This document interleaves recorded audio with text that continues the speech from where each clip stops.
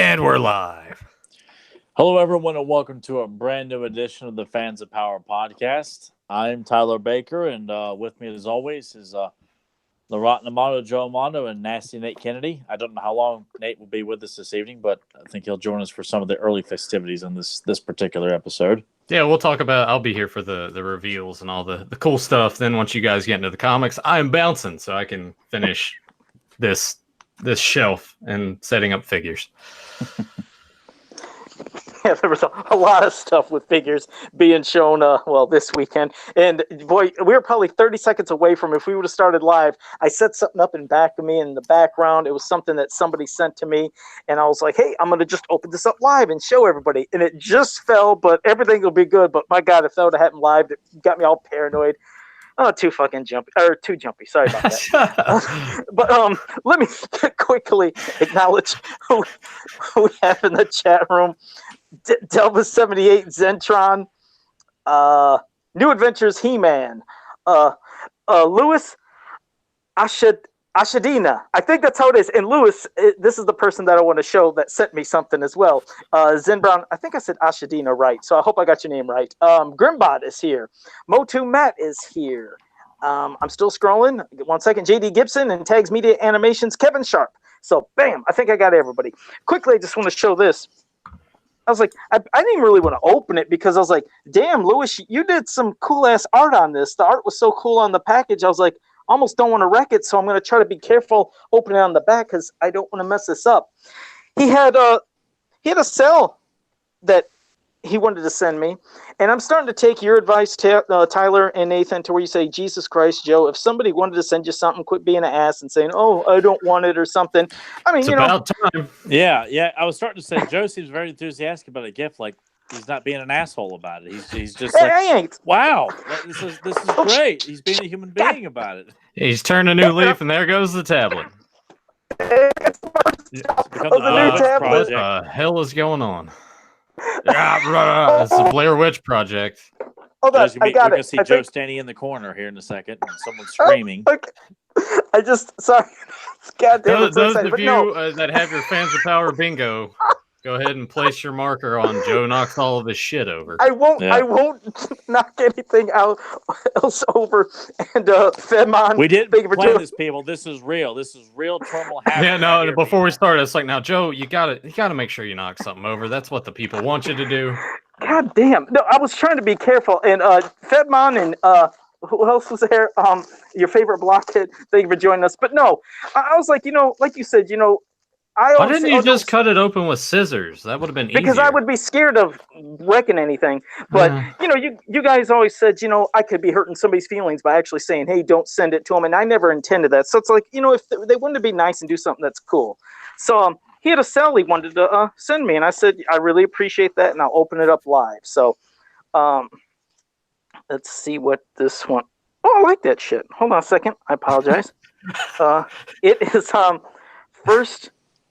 Damn. See, and I'm going to knock something else over. I can feel it. Joe is full of 4-letter words tonight. I've never heard him curse this much before. Well, I don't care. I think it's fine.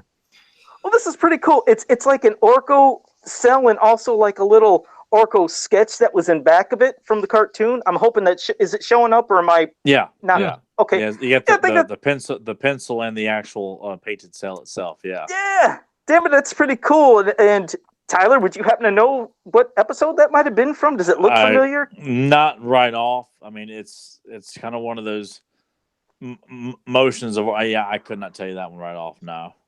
Well, it looks really cool. It's like It looks like he's on shrugging shoulders. But Lewis, thank you very much, man. I appreciate it. And along with the one that Eric Amon sent me, and I was like, what are the odds that Eric sent me something? Now that I had no clue about what he was going to do, but I was like, now I got a couple cells, and it's stuff I never really had were cells. So I wanted to, of course, I thanked Eric, but Lewis, thank you very much, man. I appreciate it. This is I'll treasure it. I'll never get rid of it, and I'll frame it up. So thank you.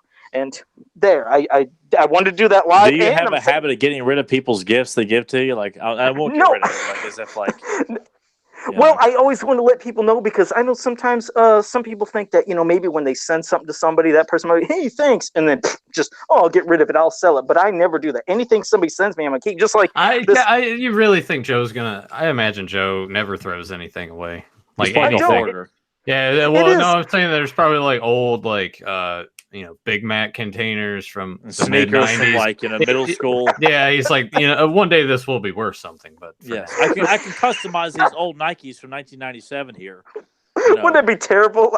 Now I won't go that far, but like this too. I mean, that's beautiful art you did, Lewis. I'm not getting rid of that as well. So no, that's awesome.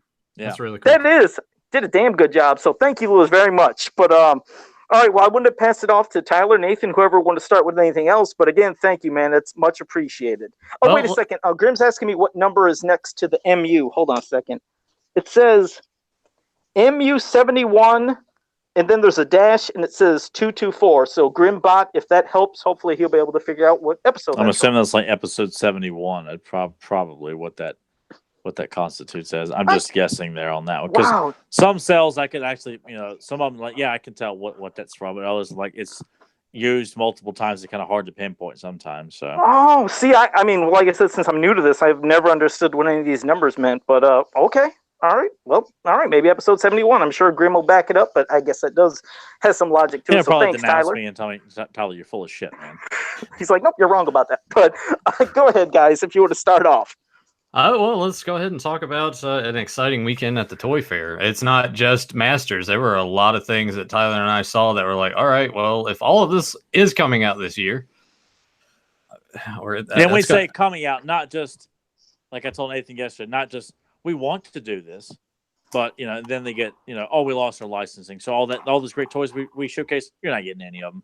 But a lot of cool stuff coming out this year. Yeah, oh man, between the turtle 2-packs that are going to start showing up at Target from the '90s cartoon, we finally get like a Shredder that looks awesome, a Bebop, a Rocksteady. But we're here to talk the Masters, so. Tyler, I know that this was probably one of the greatest days as far as like the toy line for you. It has to be with the classics. Yeah, this would be the moment we would cue the Ric Flair music and just kind of let it play for like about 30, 40 seconds, and I could do like a turnaround kind of thing because yes, after all these years, it's I mean to quote Skeletor, I would he everything comes to he who waits. And by God, I waited a long time for this. So to get the live action versions of He-Man, Skeletor, God Skeletor in the proper colors for Karg, it was just like because I remember Axel sent it to me at first before because I was eating breakfast at the time. And he sent me that. I said, holy shit, is this like legitimate or is this like some like this is mock-ups or something like that, and like no, that's the real deal, dude. And then I look on Facebook and. It was like an explosion of boom, boom, boom, boom, boom, boom, boom. I'm like, oh my God, like we're really getting movie figures finally. And Karg in the proper color. Yeah. I mean, so I went ahead and canceled that pre-order from Big Bad Toy Store because I was still waiting on that. And I'm like, well, never mind. Save me the money. So thanks, Super 7, for that at least. I'm just glad I had something nice to say about Super 7 reveals for a change. I feel like it's been a long time since I've had something nice to say, and it's like, not only to have something nice to say, I'm like, here's my money, just send me my damn figures. I'm not saying anything here, people. Just send them along here because I'm super ecstatic, and if this is one of those things where there's no payment plan for those 4 figures, I will make sure, no matter what, I will get. Those and they will get a prominent, probably separate spot from the rest of the figures. Like those movie figures have got to be displayed very prominently. So they're going to get special treatment. They're going to get VIP treatment in the Cave of Power here.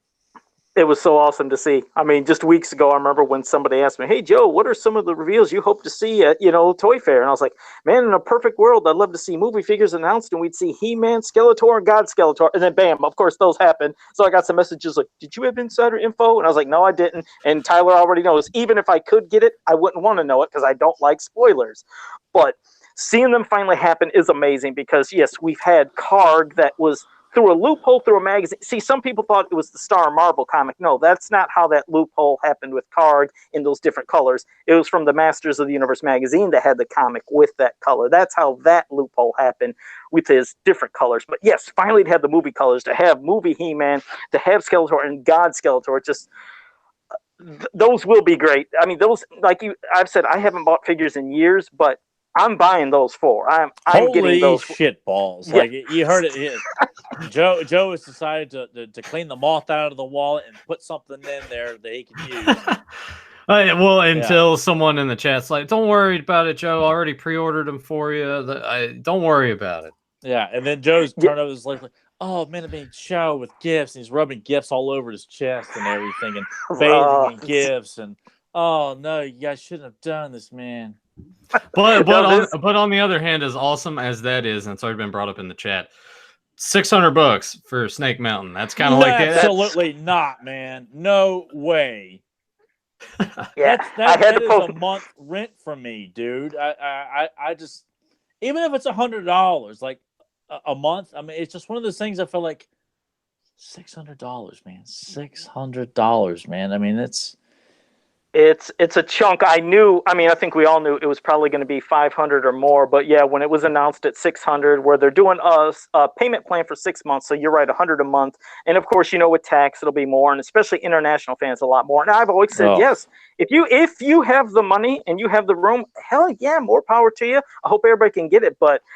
I can't get that, and even if I could afford it, I don't think in my room I could even have space. But it's going to be a sight to behold. Hopefully it'll have a lot of big extras in it. All the things that were shown, before about all the thrones and all the extras and the sculpted pieces of other stuff or whatever. Hopefully all that's going to be added for that, and nothing will be taken out. But I put it on my wall, as I always like to do, and it was kind of a 50-50 of people saying, no way, I can't get it, can't afford it, too much. Some people saying, hell yes, I'm going to get it. So, I mean, it's great.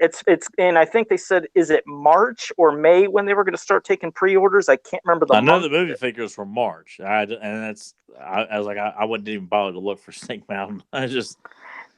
Yeah, I mean, it's great to know that they're doing it, though, and that it will happen for those who wanted it. And it's going to be much bigger in Castle Grayskull, because a lot of people were like, why wasn't it the same price as Castle Grayskull at around, was it $250 at the time when Castle Grayskull came out? I'm trying to remember back. I remember it was about $300, yeah. Oh, was it? Okay, so it's and it was close to Christmas time, so I just felt it was the worst possible time to be docked that kind of cash.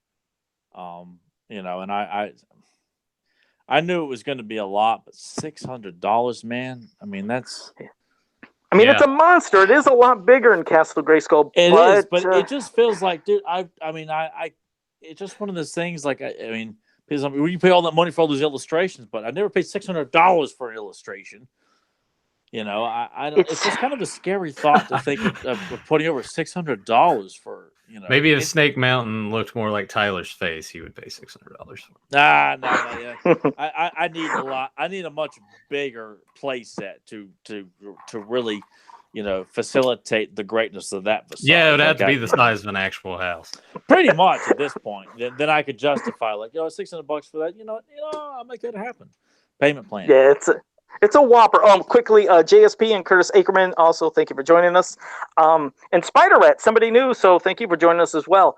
But it's like we said, it is gigantic. I mean, it's a lot bigger than Castle Grayskull, but like you said, even for somebody that maybe can, let's say, budget it to where they can afford it, you also, like you said, you have all the figures, not only the classics, things that we've seen that people have to buy for the movie figures, but any of the Filmation styles in classic style, also the 5.5 inch. And then it's like they're not done there. They still showed a lot more for those who love the reaction figures. They showed a nice new set of those. There's going to be multiple different versions of Modulok, which I was like, okay, I haven't bought a single reaction figure, but I have to buy Modulok, so I'll be getting that too. So Joe's actually going to be like cracking open this imaginary piggy bank that he hasn't used in a long time. I just imagine Joe's probably got, because my parents do the same thing. I bet he's got like big, huge ass pickle jars full of quarters and nickels. He's like, what's he walks around the town and just picks up any loose change. He's been doing this for like 25 years. He's got just big, huge pickle jars full, and now he's finally gonna crack them open and go to his local Kroger and go to the coin store and just dump, haul in a wheelbarrow of all his glass jars. You know how cheap I am, though. The thing is, I don't like those coin stars because they take a percentage, so I actually will roll up my money. If you do gift cards, then they don't do that. If you want straight up cash, then yeah. I remember one time I took change in there because I always do the Amazon gift cards, and I dumped that in there. picked the Amazon gift card, and then it glitched and didn't give me the shit. And I was like, it didn't give me this. So like, well, do you want cash? I'm like, yeah, just give me. I was so pissed off. I haven't been to Coinstar since, actually. I wouldn't use them. I'll roll everything I got. And yes, I do excited if I see a dime or a nickel on the ground, I do pick it up. I won't pick up a penny, but I'll pick up dimes and nickels. I mean, hey man, pennies add up too, Joe. They do, and I should probably get them. But yeah, so they showed, like I said, they showed all the stuff we talked about. They showed all these reaction things. They showed some Halloween buckets of multiple different kinds of brands, including the He-Man and the Skeletor one.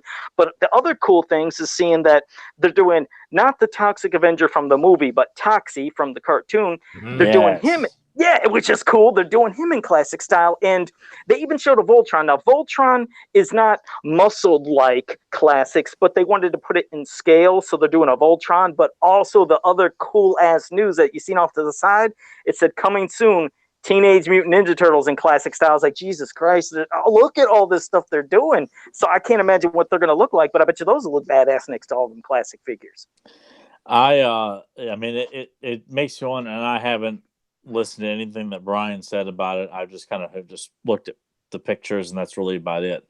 I am curious though if Turtles Classics is going to be like that's what they're going for, is that we're going to do a line based on like the vintage line / cartoons and make characters in scale with He-Man classics. We have Leonardo and He-Man sitting next to each other, or Raph and Beastman or whatever. And that we're going to get Casey Jones, we'll get Scumbug, Chrome Dome, Toka and Rezal, Triceraton, Slash, Groundchuck, Dirtbag, Tattoo, Pandacon, that kind of scenario where you're going through this awesome lineup of, or is it just, I'm curious, like, because I feel like with NECA doing their versions of the class, because we're getting, classic cartoon figures of them right now coming down the pipeline. So I'm like, what is Playmates License Super 7 to do? Like figures in that size, but are we talking going back and giving us classic characters, or is it just a small group of the Turtle, Shredder, Splinter, and that's about it? I think they might stick with maybe the basics we've just seen in the 80s cartoon, maybe just the typical basic figures. Maybe we'll, like you said, of course, the initial Turtles. Maybe we get April, you get Casey Jones, get Shredder, Splinter, Bebop, Rocksteady. I don't know how much they dig into anything else, but maybe they would just test the waters with that. Possibly. I don't know. I don't know what they would do beyond it. What about you, Nathan? Any thoughts of what you think they might do? But I would see him playing it safe and just sticking to like the basic stuff.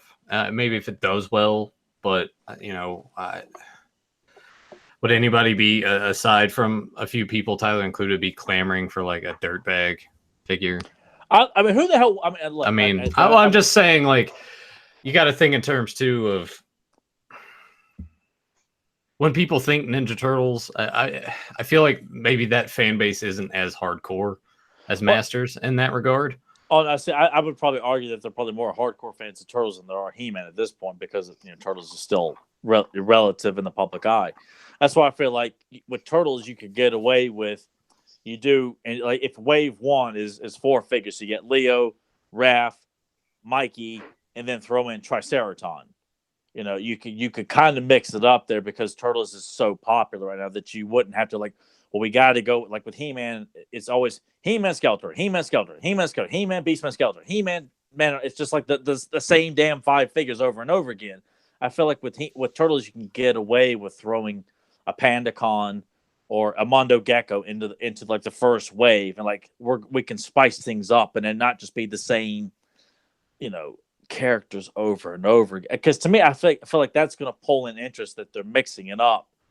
And I mean, obviously, you would, to be safe, when you give us, the core characters within the first 2 waves, but throw us a curveball.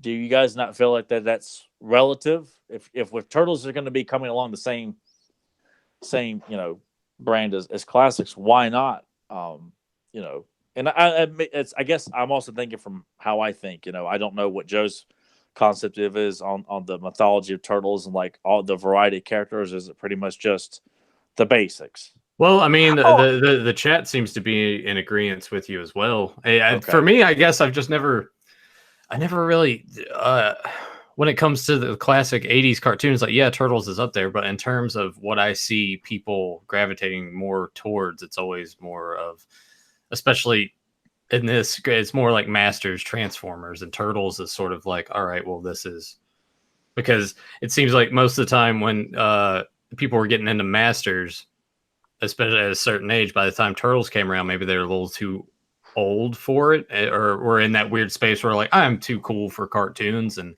they don't hold it as in high regard like Tyler and myself would, because that was more the big boom for us when we were younger. I don't know. Maybe Well, I'm just maybe I'm just talking talking out of my that are ass like over they here. don't even know who Scareglow and Ninja are, and they shit all over them. Yeah. Which So is said. No, quickly, I just want to say hello to Chris Owens and also to Sportibus. But no, you're right. A lot of the people my age or slightly older, they stopped Masters, and like you said, they're like, "Who the hell is Scareglow? What's a blast attack?" And like they were just pretty much out after a certain point in that line. And some might even have been out and around when Turtles came out. But no, I know the Turtles fan base is rabid. I mean, they'd go nuts probably for anything that would be made. So yeah, I mean, guaranteed you give some of the off characters that maybe not the the casual fan would know or something. I still guaranteed the Turtle stuff would go nuts. But I know that they would probably want to definitely give us the 4 obviously core characters. Oh yeah. Then throw in, then you got to get in the main villains. Then maybe sprinkle. And see, that's the thing. When you'd want some of the other characters that you're speaking of, Tyler, are the ones that maybe you think, oh, could this be a sell or would be a hard sell? That's probably when, unfortunately, they might give a turtle variant color along with this. That's the only way they might be able to. It's just like they do with Matt. I told Nathan this yesterday because my first thought was like it was awesome. Then it was like, oh my god, like how are they going to get overloaded with because they're doing Turtle Classics? Does everyone remember how many ungodly amounts of turtle variants there were in the original run? You're like, son of a bitch, are we going to get Farman Michelangelo? Yeah, or Basketball Don or Olympic shot put Raph instead of. Why aren't we getting Ray Fillet? That's what I was worried about because I know Super 7 they love their variants to death, and but what I'm saying is like it doesn't even have to be that far, like because I like Dirtbag and Ground Chuck. Those are some of my personal favorites, but I also feel like a Ray Fillet. Both of you guys know who Ray Fillet is, right? Yeah, Monty Moose, or I Riot. Could we get Scratch and Hotspot? Do you think that would happen? Honestly, I would be cool to all those characters, because I feel like if we're gonna do this, do it like we did with He-Man. Give us the more obscure characters, and just because you got a niche group of people who bitch and complain, I don't know who they are. It's like, well, who gives a shit? It's just like there's a bunch of us that do like that character, and how can you argue whether you don't know? I mean, Scratch and Hotspot, yes, they are. That's the Dalmatian firefighter, right? Yeah, yes, Scratch is like yeah. Well, granted, they don't look that great back then because that was like the tail end of the line. They look like play school toys. But if the Horsemen or whoever's doing this, I'd imagine that they would look pretty awesome in classic style.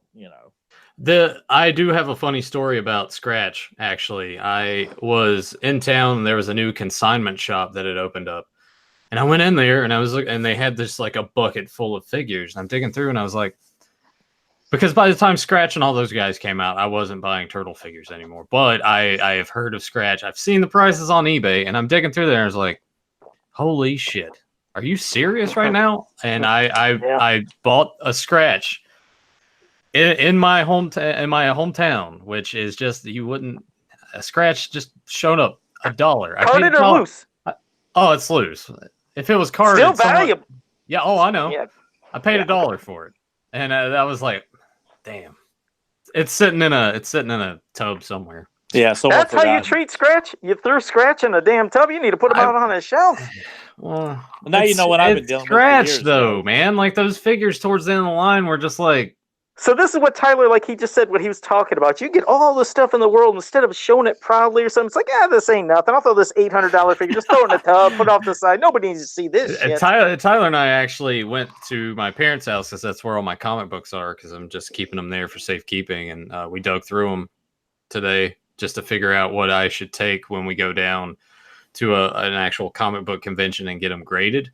And there was one that I knew about that I had that I paid $25 for. And Tyler was like, do you know what this is? I was like, yeah, I paid $25 for it. He's like, you know how much it's worth now? I was like, sort of, but not really. And then we started looking at prices. I was like, oh, okay. Put that in the pile. We're getting it graded. So God. There we go. We found a small fortune. When I say fortune, I mean fortune of books that if Nathan gets those graded. You know, Hey, he props, could afford to buy a props, couple of Snake Mountains. I'll just put it that way. props All the to treasures. from one book though. A couple of Snake Mountains from one book. Yeah. Props to Just my from dad. one. Look at, he's just from one book. You wouldn't want to see the other stuff I have. No, props Tyler, to Joe? my dad though, because when we would go out, just anything that caught his eye, he was like, "All right, I'll pick this up." And this is like late '80s to early '90s, just anything that was coming out, a number one of something. He's like, "All right, yeah, Spawn, yeah, that's cool. Let's get that. Let's get the first few issues of Spawn." Okay, just other stuff too, like the Spider-Man. Spider-Man 300, I think. Spider-Man 300, I think he paid like a couple bucks for. Yeah, back in the day. and this is why Nathan doesn't worry about money. Not only does he have a ton of it, but it's like, hey, I got all this that I could sell. He could retire. He'd be set for I'm never life. going to sell that stuff. No, but I also need a bigger place to prominently display. Yeah. Joe, so one of your things, Joe, buy a new place. Joe, I promise you, when I get a bigger house, I will prominently display my Scratch Ninja Turtles figure. You want to hear one dorky story? Here, sure. Speaking of Scratch, Scratch is the only Classics figure I ever made for a Ninja Turtle. I didn't make any Ninja Turtles in Classics forms, but years ago, I made Scratch out of all damn characters in He-Man form in that Classics body. You chose to do that, or someone paid you for that? I chose to do it and sold it, so it was a fun. You tried to pass it off as a real one, didn't you? No, because it was Classics. No, I did it in Classics. Oh, you did it in Classics form. I could just picture Joe like molding and sculpting like an actual Ninja Turtle size. Like, this is the real deal, everybody. It's got like Play-Doh on the face there. Like it's just drooping off. Yeah. Looks derpy. Like prototype. It made it out of Hong Kong, and I got it, man. Right. But I really don't. I don't do molding and casting. But this was years ago when I still would put stuff on eBay before all I started doing was just commissions, and that's how I do it now. But I was proud of that face and that head, so I might show that later on, sometime after the podcast. I'll show it if people hadn't seen that in years. I did an old Scratch, and I was kind of proud of it. How do you pick Scratch and not do Slash or Casey Jones or Leatherhead? Not a clue. I did do Kirby. If I'm getting the name right, there was that fifth turtle that was thought about to be done. There was some whole something I read about an article, and they drew and showed him up, and he had these he almost looked like maybe an original version. I don't know if he was before Slash or was an idea of him, but I swear that was the name was Kirby, and I did him in vintage style, and I made that years ago, so I did a Kirby, but that was in I think that was another eBay one. This is when I was just testing the waters with all sorts of different things. You pick characters that are, Joe, you needed me as your agent. I swear, man. But it led to more commissions, though. Well, then I decided to make Irma because the world was clamoring for a new Irma. Well, the thing is, when people were seeing that Kirby, a lot of people freaked out, and it led to more commissions of Kirby and other figures. So that's why I always try to test the water with other things just to lead to more commissions. I always wanted to be known for the person that doesn't do the typical same customs over and over that you can see hundreds of people doing. I'll pick something to what the hell? Like, wow, that's cool as hell. So, Why didn't you do Ground Chuck? If you want, you can pay me. I'll do one. I'll do a dirt Of course, yeah. Yeah, you pay me, I'll do it. A good idea. You're like, oh, you pay me for that, but like all these, I'll do Vern, from Channel 6. People want Vern. Make him look like Will Arnett though from the shitty movies, please. Oh Jesus! But no, there's a lot of potential to be had with the Turtles line. I hope to God there's a prototype or something that says like this is what we're going for, and hell, I would do a subscription for Turtles. Like if that was something. Because I'd like to think that it's unfortunate that He-Man doesn't have that same star power as Turtles right now, but I would sign up if Super 7 was to like, hey, look, we'll do like what Matty Collector did, like 12 figures or 6 figures a year. I would sign up for a subscription. I would do get a sub exclusive. Yeah, like I would love to do Turtles in classic form like this, and get maybe half court, the basketball draft. Yeah, Baskeraf, Jurassic Ball. Yeah. I hate this. Yeah. Kids are dumb, right?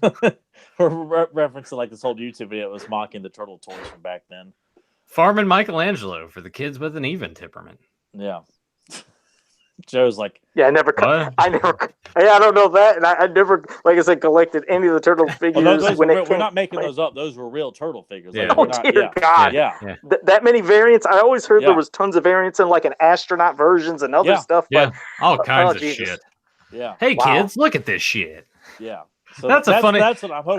That video's up, but the audio is not on there anymore in any version that you click God, I on. love that So video. I wish someone would re-upload that because it was actually really funny. If you guys in the chat have seen the what was it the last TMNT toy commercial or something that's like what that? It was called. Yeah. Yeah, and it was funny. It was worth your time, but I do feel like if they're doing this, I think they need to do it like a subscription plan for like 6 figures for the first year to guarantee the Halo people like this. I would sign up for 6 figures and 1 sub exclusive. You know, like a Tokon Razor 2 pack is the sub exclusive. If you do this, you know, you pay a fee or I don't know. I just feel like there's so much potential with Turtles in Classics form. And I think because I even wonder if, I mean, I know that they basically do it when you get the 4 figures for the classics or the collector's choice or the Filmation style for the 4 those style figures. You have to get them all together. So I could picture, like, let's say if they didn't do 6 and they did 4, and of course, yes, we just got the 4 turtles, but then later they said, okay, you're going to get Splinter, you're going to get Shredder, you're going to get April, you're going to get Casey Jones for another 4. Or if in, again, another perfect world, let's say Turtles came back to PowerCon, because remember at one time wasn't PowerCon, it had Turtles, Thundercats, and Masters and She-Ra. So it had She-Ra. I mean, what if maybe possibly Turtles return to that, and then with that being said, maybe there could be exclusives for PowerCon, because you know how there's a lot of exclusives in that manner too. So I mean, there's a lot of outlets and venues they could do this, make these, but it'd be curious to see. But I guarantee I think they would sell very well. So I guess here's crossing your fingers, because there's so many things. I guess they've been listening to fans at least talking about there's so many great things out there that could be done in that classic style body. So maybe that could lend itself to maybe Black Star, Brave Star, Sectars. Maybe other things could happen in the future. I mean, you never know. Oh man, yeah. I mean, Brave Stars in classics form would be fantastic to get those guys. It would. And just like Zen Brown just said, any thoughts on the Conan figure? I forgot about that. I want it right now. Yeah, which is cool. And yes, this isn't based off of the movie. This is from the comic Conan. Yeah. So, and I think he came with 2 different comics. Yes, and he has 2 different heads. He has a somber looking, just blank expression face, and then he has an open mouth face. So that's cool as well. I'm glad he brought that up. I was like, I completely forgot about Conan. Thanks for that. There was just so many things that were shown. And I'm hoping that based off Toxic Crusaders, I told Nate, it's like, I hope we get, Junkyard, double, Headbanger. I was like, don't do that. I already bought them all.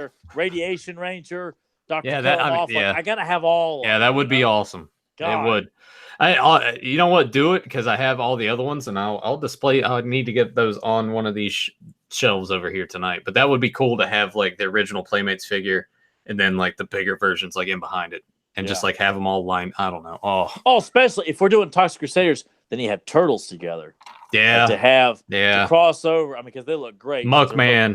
Put Muckman right in there. Yeah. Jeez. I mean, it was just to have the Turtles all, Muckman and Major Disaster and No Zone, Bonehead and Psycho. Yeah, that's. I hope that's not just a one shot where they're just going to Toxic Crusaders and that's it. Like I want to see them. If you're going to do it, go all out. And I'm hoping that there's enough. I mean, there's got to be I'm at a chat room. Do you like Toxic Crusaders? Do you know who the hell I'm talking about? Do you know anything about any of this stuff? I'm sure it'll pop. It'll probably pop up. I had that like dog character with that long tongue. I really didn't want it. It was like given to me as a birthday present from my aunt. It's like the worst. That's a cool ass present. All I got from my aunt and uncles was like the Ninja Turtles, but the troll dolls. God! What are you doing? Oh wow, that's you know what's. He likes the Ninja Turtles. You get the troll ones. It shows the difference though in kind of like certain kind of age groups, because you're talking about the Toxic Avengers and all that, or Toxic Crusaders. I'm sorry, I never collected any of them figures, and I remember the movie Toxic Avenger in 1, 2, 3, 4. But when I made a Toxic Avenger figure in vintage He-Man style years ago, there was people saying, oh man, I didn't know he looked that gross in the cartoon or the toys. I was like, no, this is the movie. And then those people said, there was a movie? So there's some of the people that grew up knowing only the cartoon and toys, didn't know the movie. Then there's people like me that knew the movie that never watched the cartoon or collected the toys. So there was that weird kind of gap. But yeah, I did a vintage one years ago. Not that I'm saying, hey, I was the first to do it, but yeah, I did a vintage. God, you were just all about playing with yourself on your customs here tonight, man. God, isn't it terrible? God, I'm like whoring myself out horribly. I should go in the other room Joe and show you is this. just like being a really cheap whore about it too, like bad perfume. I mean, legs are spread wide open, just like just put money in a jar. Next one, please. He just God. By the way, link down below if you want to hit Joe up for a custom creation. May as well. Yes. Go all out. It's the down QVC there. Network, for MOTU Creations. I should go in the other. God, can you imagine Joe on QVC just standing there? He's got them all like lined up, and he's got his imp figure that's like the first one he ever did. And it's coming up like some bullshit like this. Only like 1 in a million people here. You must act now, and if you act now, I'll even throw in one of my scarves that I wore once in episode 76 of Fans of Power. But you must call in the next 30 minutes to get this. All lines are just lighting up. They're lighting up, boy. Joe, if that ever happens and you are on QVC for that, the only thing that I want you to do is personally request Don West to be the host of that segment. Yeah. That's all I want. Yeah, or Nathan, he can wear one like this Bill Cosby sweater. So he can talk about the greatness of Joe Kamada's custom. And Joe says, "I handcrafted all this shit." It's just and you see like the Play-Doh like drooping off. He's like, "Oh, what's that over there? A nickel." And then he like gets up and walks over and picks it up and comes back, sits down. What were we talking about? gotta get that like nickel. Ben Still and Happy Gilmore. This is handmade quality shit we're talking about here, people. Right. Oh my God, my fingers hurt. Yeah, that's it. Yeah. Joe's got a sweatshop of senior citizens in his house building this stuff. Yeah, that's how this stuff gets done, people. Not from the magic of Joe's fingers. Joe's like, now you go to sleep, or I will put you to sleep. Check out the face mask. You're in my world now, Grandma. Right? How about that? Oh my! Oh dear!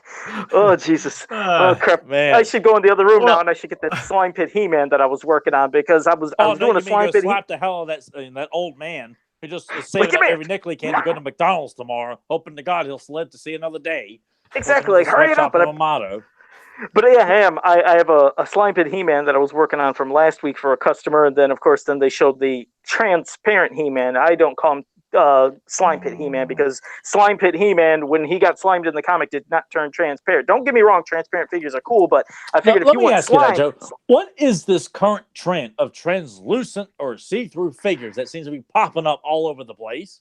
Well, I know that there is a demand. Like, okay, first let me just say, in the custom community, when I go to pages, I see a lot of people like seeing figures just casted see-through and transparent in many colors. And again, nothing wrong with it, and a lot of companies are making it now. I don't get it. What's the gimmick? What's the reason behind it? They just, I don't know. People like seeing stuff transparent. I know it sounds bizarre, but they're like, it's blue, it's transparent, and some people freak out over it. And like for me, the slime pit He-Man, the only thing that angers me about it, again, nothing wrong with it if people like it. I'm not putting anybody down that likes it. But Joe, you're entitled to have your opinion about it. I'm saying it nicely though. I don't want people thinking I'm insulting these figures. Let me do that part. I'll be the insulter. You be, Yeah, I'll say my part, and then Tyler will insult. What this dynamic is on this? Joe is the flight attendant who's singing the happy song in an airplane, and I'm the little girl who's like gasping for air because my eyes are pulled out. Right, exactly. And when they start singing the song, all those people are peeking around the corner. Remember, heads coming down from this side. Yeah, no, I'm just sitting there, and I was like, "Can I have another, please?" Thank you. But no, well, okay. When I made my slime pit He-Man vintage figure and classics years ago, which that actually is one of my most popular in-demand ones, which some people would say, well, Joe, if they made one like how you did, then you wouldn't make, any money off them. I don't care. I'd rather have an official one, and plus I make a ton of other things. But vintage and classics, I looked at the mini comic where he got slimed, and he was slime pit He-Man. He had an angry face. He had slime dripping off him, a completely different head.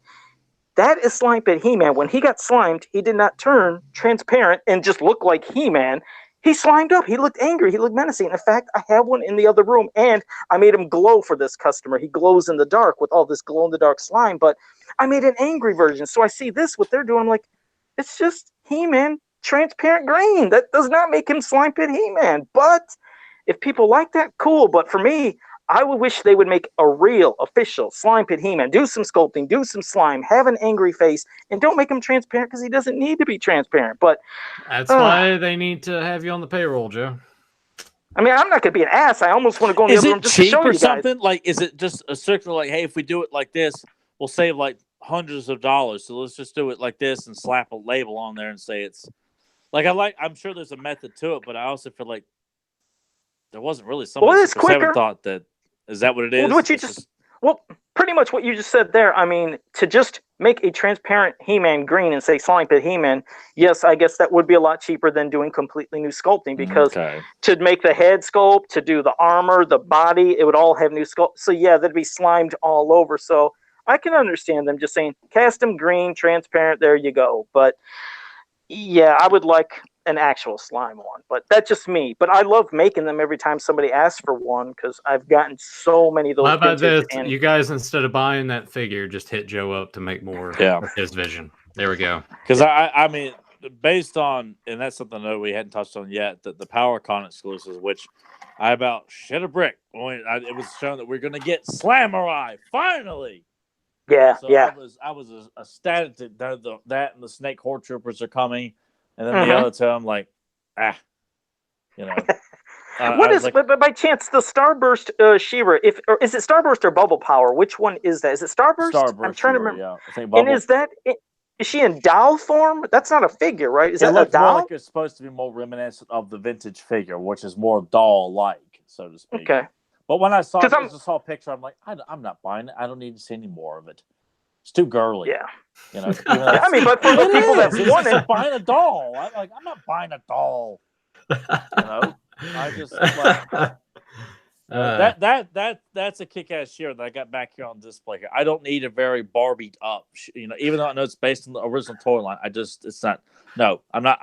I will say this: if NECA because who owns the rights to Jim? If someone made like Jim classic form figure, I would buy all of those.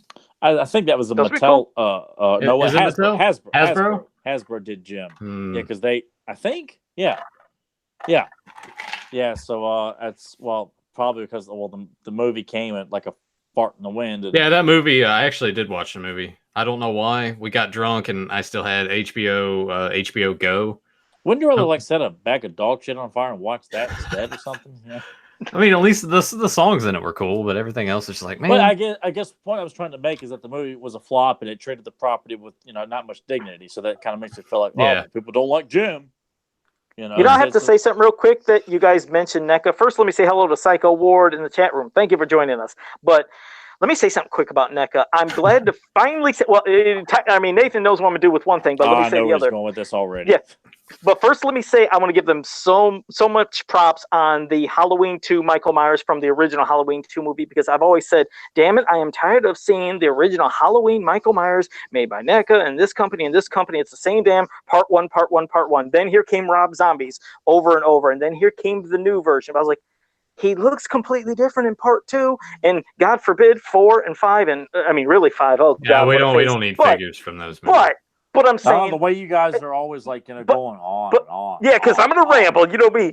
But I was like, well, hell, they finally made 2, and it even comes with the Ben Tramer head mask. I was like, cool as hell. They're actually gonna make 3 little shitty kids. I mean, not bad, meaning that they look like they suck, but three kids from you know me. Wait, hang on, 3 little shitty kids. Don't you can't take that back now. It's out there. Well, from part 3 wearing the masks, happy Halloween song. So that's cool. They say that they're still needing licensing approval, but it's great.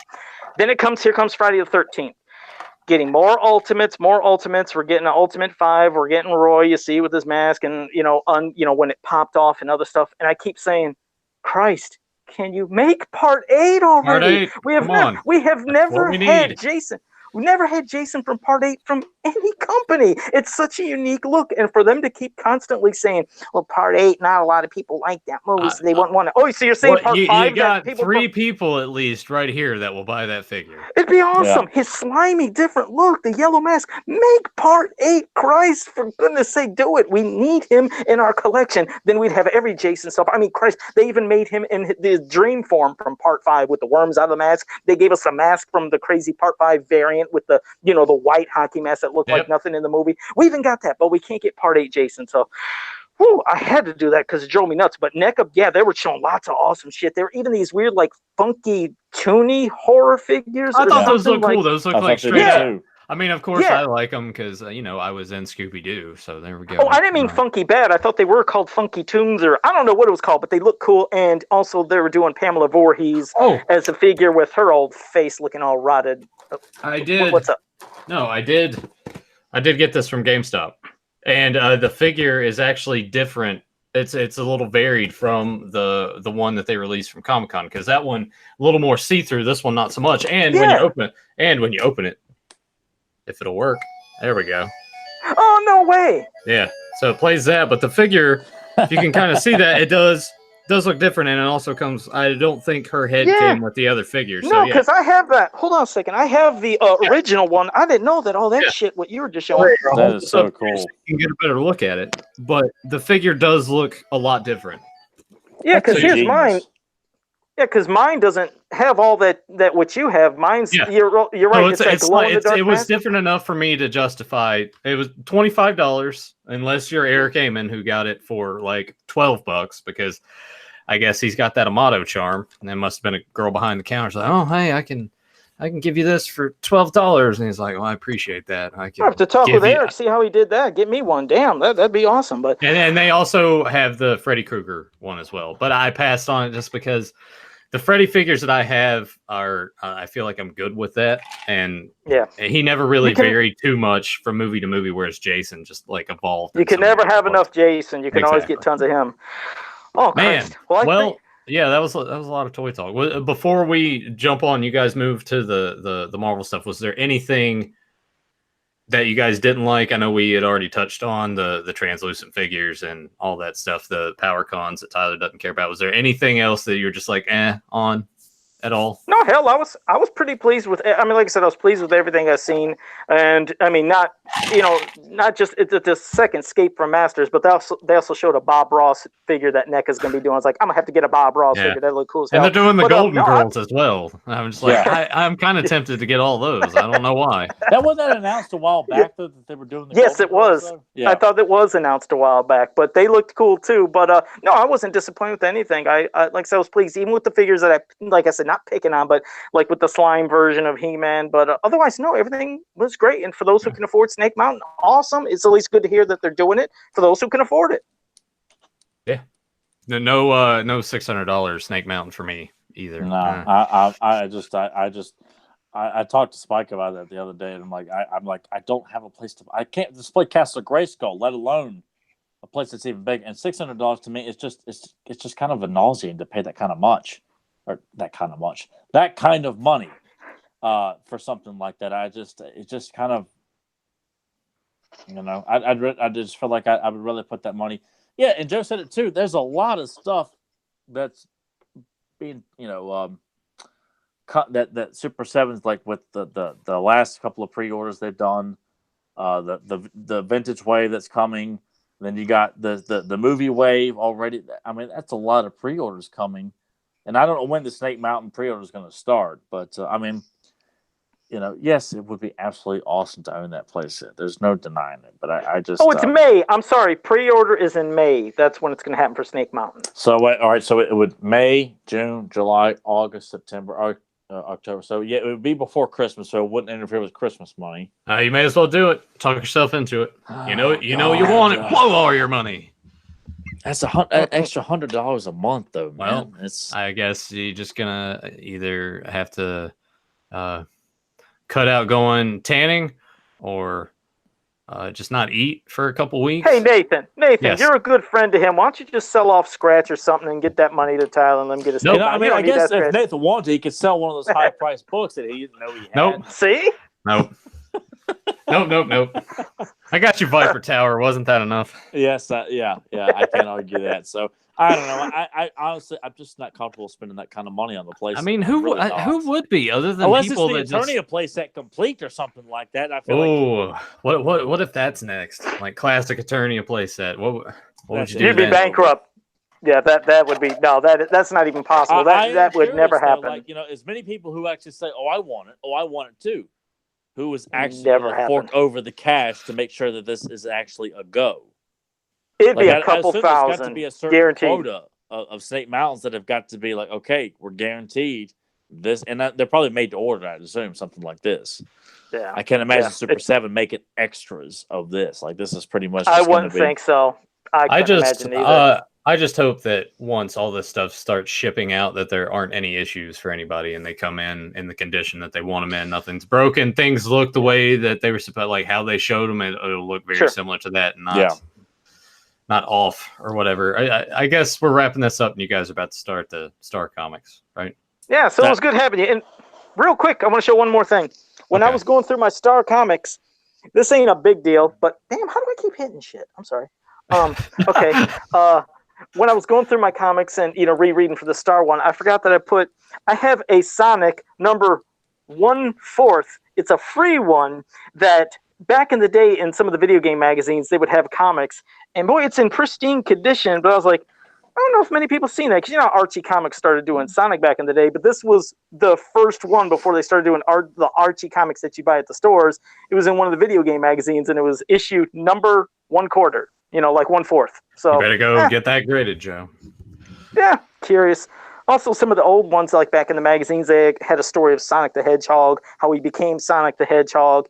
And I don't know if it was a Sega Vision magazine, but Sonic used to be brown, and through an experiment with Dr. Quinto Bar and with some eggs and some shit, it turned him into a blue Sonic. But Quinto Bar became Robotnik, and the egg turned him into an egg-looking man. So yeah, because he used to be Robotnik, and he always was, even in that old comic. But eventually he became Eggman. But I always liked Robotnik. But what the hell did I side rant? I don't know. Okay, so you think you're pretty smart, don't you, here, Joe, with your knowledge of Sonic the Hedgehog? What the hell does that have to do with talking about? I was like, what? He's like, huh? You had to search through your comics, Joe, and you had to grab that stupid fucking of all Sonic. Things, Joe's like, I had this one Sonic the Hedgehog quarter comic that doesn't really count, I don't know. I thought people would find it entertaining. I God, the things that go through my head. Oh, Jesus. Nathan, we'll have to wrap it up. And, I figured Joe is going to be like Jim Carrey, Dumb and Dumber. He goes to the store. Can you get the essentials? And he comes back with the big cowboy hat, the paddle ball, and loses his wallet. I got robbed by a lady in a motorized cart. That's Joe. I didn't even see it coming. Straight. What the hell were you thinking, Joe? Well, before I go, I do want to make a correction, because Grim 2 is like, hey, you idiot. I said 90s Turtles. 87. Sometimes you start on a train of thought. I'm throwing that out there. And with that said, I'm going to go with the beer flows like wine. How the hell they know I got gas? I need to watch Dumb and Dumber. Got to get someone else to watch it too. Yeah. All right. You guys have fun talking about the comic. All right. It was a pleasure. I'll see you here at the end of the show. And the end of the show. I can't talk. I've only had one of these. I'm just throwing that out. Yeah, I bet. Right. One of those 10 times. Yeah. Right. Have fun.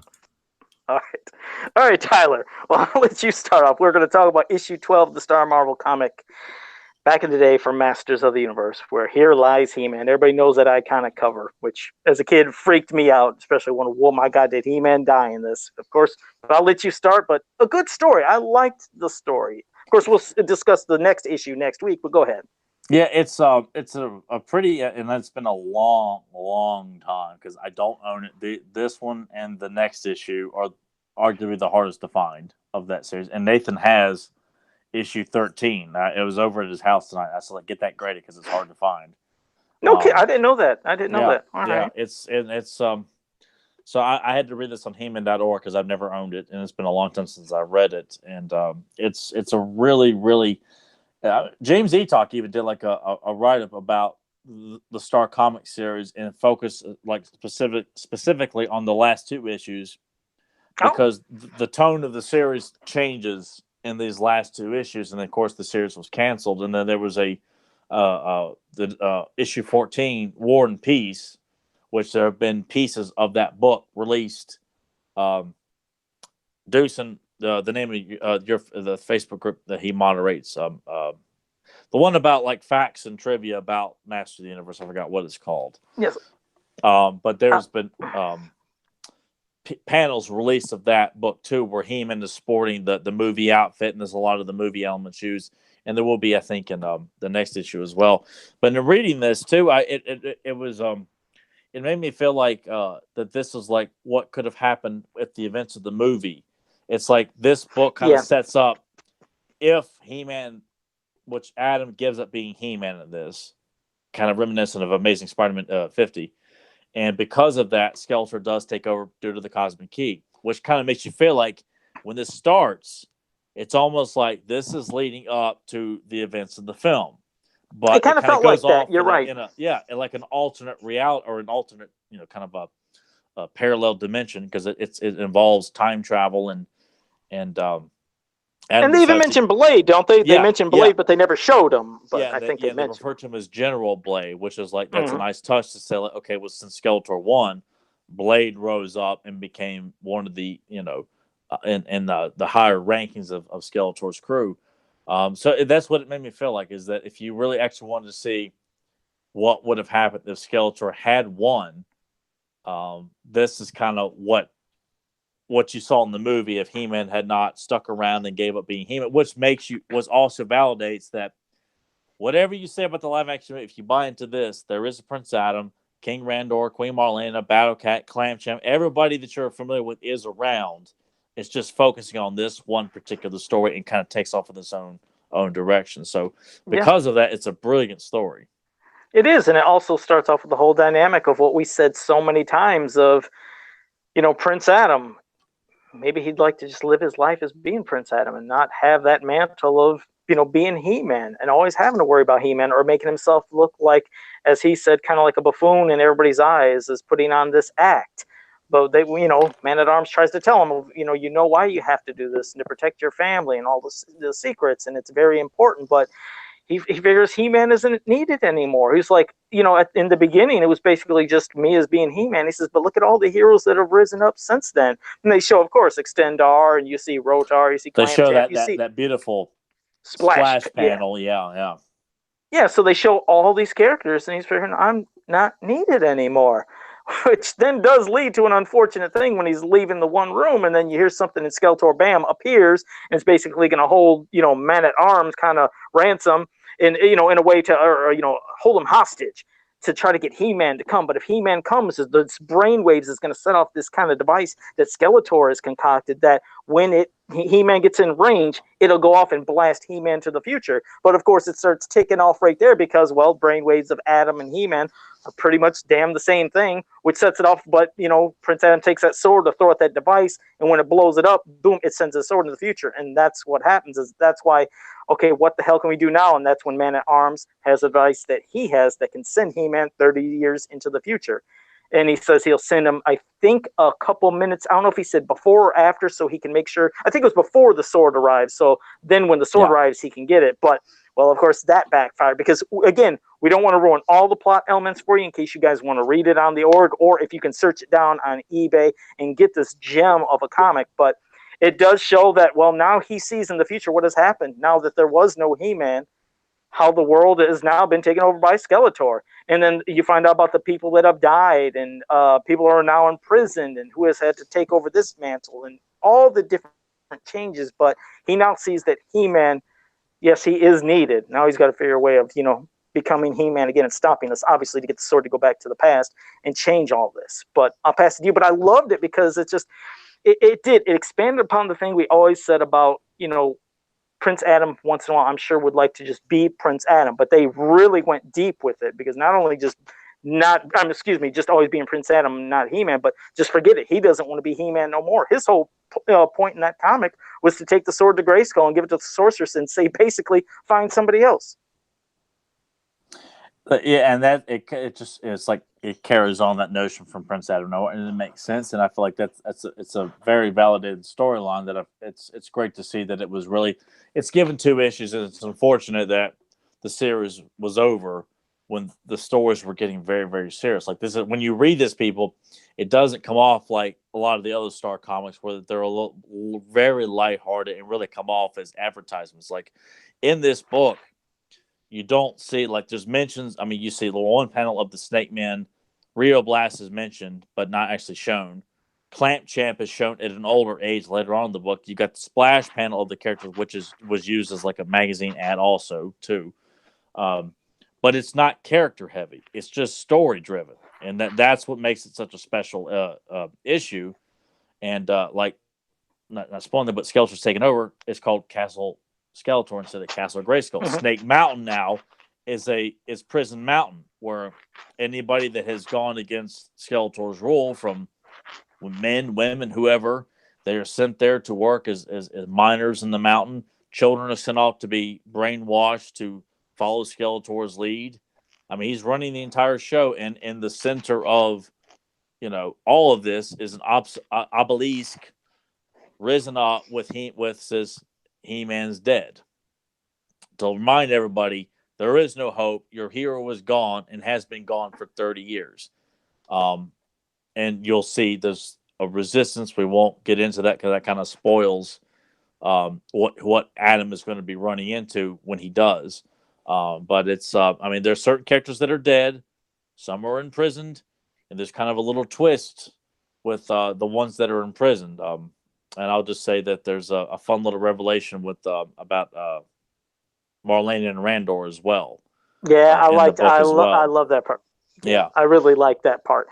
And I like the part that, like you said at the end with the obelisk, where it says, "Here lies He-Man," and of course, what Adam does to try to give hope to the world that is, to what he writes, which you see in the next issue on the cover, where Skeletor lies, He-Man lives. I love that part. But also, you've seen, you want to talk about characters that would look cool in figure form. For some reason, they never look at these Star Marble ones. But not only is there a very unique, older-looking Prince Adam, which is pretty cool, but that Andrus, I don't know how you want to say his name, but the guy who takes over being Man-at-Arms. Yeah. It's he has a unique look. That guy, I mean, he's the kind of long flowing hair and he has his mustache, but it's like a blonde hair, but it's a distinct look, thinking that could be a cool ass figure. It's like I see things in that thinking these are things would look cool. Push to for another cheap ass Man-at-Arms variant where it's Man-at-Arms the same figure. We just painted his mustache blonde. Well, I meant hopefully if they just showed him out of the Man-at-Arms outfit, like just Andrus, if you want to have him like that. I don't even, like I said, again, I don't know if I'm saying his name correctly, but with the blue outfit, the long flowing blonde hair, the whole day, it's like, that's a cool ass looking different character. But the Prince Adam, a completely different looking older Prince Adam. But I liked they expanded again about creating a different Man-at-Arms. And like you said, we won't spoil and give everything away, but it's stuff that then will lead into the next issue, which even gets more juicier. But I just remember those comics, I think those were the ones that I probably read the most, alongside reading the one with the Meteorbs, because I was just obsessed on the Meteorbs back in the day. But I love that two-parter. I would just kind of read them just over and over back then. So I didn't know they were that expensive, though. Oh, no, yeah. If you go on eBay, and they're hard to find by auction, period. But when you do find them, people are asking from as small as like $30 and more. I mean, they're hard to find, and when you find them, they're not cheap. I'm sure, yes, somebody may come across one and find it for like $15, $20. There's always that opportunity, but I'm saying the consensus is they're not cheap. And for whatever reason, the word is out on those last two books and the movie adaptation. And actually, issue number, I think is it 9 or no 10. The one that's got Hordak and He-Man on the cover fighting a giant beast, like My Enemy, My Friend. I think it's the name of the book. That's another hard one to find. So if you do come across those, grab them. If you can afford it, grab it, because they are hard to find. And check. There's like I said, if I can remember which issue of Serial Geek that James Eatock publishes, there's a really good article about the Star Comics and the transition because it was a brand new writer on the book for those last couple of issues where the tone of the story is become a lot more mature. So if you haven't read that stuff, whether you're a casual fan, hardcore fan, or you just love He-Man and want to know more, you do need to go to He-Man.org and check out. Go to publishing, go to comic books, and you'll find all the Star Comics listed there. You can read them all for free. If you like it, you can go on eBay and get yourself a copy of it. But I wonder if those became shorter runs in the end, because if you want to hear another, they may have. Yeah. Because here's another little story that always scared me is those last maybe 3, issue 12, 13, and of course the movie adaptation. I always went to 7-Eleven to get them. And then when issue 12 came and I was there that month and waiting, it's like, nothing. And I went the next day, nothing. And I asked the guy, there was like, did you get the new He-Man comics? Like, well, I don't know. It should have been here. Maybe next week. It didn't come next week. I was freaking out. I went to a store that might have been, let's say, 5 blocks further. And this was an area I never went to, but somebody said there's another little, like corner store, if you want to call it. So I rode my bike down to there, parked it, went inside. Bam, it was there. And that's where I had to find my last 3 issues, with this further place that I never went to. So, yeah, maybe it just was shorter runs because 7-Eleven quit carrying it for those last 3. Probably so, and I'm sure the sales too. I mean, because when these books were coming out, I mean, we're 87. That's the last year of He-Man, and was officially canceled in 88. So all this stuff is coming out in 87. Movie tie-ins, because the next issue has even more movie tie-ins as well, and features Clamp Champ, and so it's just as much as I love 87, it's also sad too that all that stuff came to an end in the States, at least. I know Italy and some parts of Europe, they kept it going, and like in Germany and the UK, they still have the annuals going and stuff. But in 1991, you get the Chinese comic that is loaded with so much insanity. It's like, good God, what's going on? Why are you doing this? He's like, why did you have to bring that up? Oh, well, you were mentioning how it was still going, but had to bring that up. Zodak in the car and all that, and well, yeah. But hey, Dushin, he did a cool little filmation version of that. So it's kind of like, damn it, Joe, you shouldn't have brought that up, the Chinese comic. It is cool though. I'd like to have that copy. Of course you would. That way you could talk about it. I had check out this Chinese one panel, and then Joe gets like legions of people who are just like, oh my God, Joe, where did you get that? How do you do it, Spike? Joe? I'll admit, Spike, yeah, you're just upset because Spike just found the most obscure crap, and you're known for that stuff. And I'll admit it, Spike did find the jackpot in one goofy-ass, crazy little comic. It has more insanity than things that I've probably posted the whole year. It's like, I don't know how it's possible, but it did. But yeah, you're right, it did. It continued in Italy and other countries, and they had so many other things, and I think that's why we're so starved for when we see a lot of the UK stuff and other things. Like, wow, you guys just kept going while it was ended here, and I'd love for that to be brought here. The UK magazine stories somehow. And that's something I would also like to know. Obviously, He-Man was still popular over there, and it just bothers me, that obviously the market was still going relatively strong to justify Megator and Titus and Scuba Attack, Cliff Climber, and all that stuff, and the Laser Power and Laser Light were released over there. Not here, though, damn it. But not here. And then they continue on with magazines and UK annuals and stuff. I'm like, what is it? I mean, like, when I learned that as I got older, when the internet, and you realize how all this stuff is still going on, and I've often wondered, like, man, like, at what point do they decide, those kids over there, we're not really into He-Man anymore? Like, they were still clamoring for it, or there was still an interest in crazy? it. So clearly, those kids over there were a lot smarter than the kids in the U.S. because people like Joe ruined it for me because they decided I just want to play Nintendo and then move on to this. Where I'm I'm like, why can't I have more He-Man toys? Why are they not in stores anymore? Well, here's the thing. I still was collecting He-Man. Even as games started kind of coming out, I still wanted He-Man. But when He-Man was gone, I was done with toys, and I was pissed because I love my He-Man, and I still would have collected it. The thing that fascinates me and got me pissed is, like, it was before the internet. It was when I told you I would go to the mall, and they'd always have those action figure review toy magazines. Yeah. And they said, look at your old He-Man stuff. And I remember flipping through, I was like, the hell is that? Titus and Megator. I remember I felt like my heart was crushed when they showed Titus and Megator. They said European exclusives or whatever. And then I flipped and it said a laser power He-Man and laser light Skeletor. I was like, what the hell are those? Man, Tyler, I lost it because I was always so happy thinking, I saved every one of my figures from when I was a kid, and I had the whole He-Man collection. And then I seen that stuff and the Scuba Attack and all that other crap. I was like, oh man, that was heart-wrenching. So yeah, when the internet came, and then I found out about eBay, and I started searching, and it was before that the height of everything increased, where the market went high. I was able to find almost all those, minus the laser power He-Man, but I found everything else at a super cheap price when I had the money back in the day. So I got it all. I just got this cheap, naked version of laser power He-Man with nothing, no armor, no sword, and so I kind of have the complete collection, but just not the armor and sword. To me, that's a complete collection. As hard as those figures will forever be to own, Yeah, just to own the figure itself. Like, to me, that's an accomplishment. To have Titus with, no armor and just by himself, which you see a lot of pictures of, like Titus and Megator without their armor, but they still got their flock tear and all that, or the actual, like, hair, the whatever the hell you call it. I got lucky with him. He was sold, and I found him on eBay when I was looking for giant He-Man figures because I seen somebody had a giant bootleg Mexican He-Man figure. I searched and I typed in giant He-Man, and I seen Titus in the box, and it was at $100. There was nobody else watching it, and I sat there and I, at the last minute, put in $100, waited, and that's what I won them for. It was a sports shop that had it. Out of all places, a sports shop. They didn't even know what they had. That was the biggest steal in the world of something I got was Titus vintage. You have Titus in the box. Yeah, and I have them. Where's I it have at? the box. Where's it at? Hold on. Well, I have the box in the closet, but I have the figure over here, and he's mint. Hold on a second. Let me take off my earbuds. Good Lord. Don't want to hit nothing. Sorry, 1 second. Don't mean to make noise. Ugh. Hold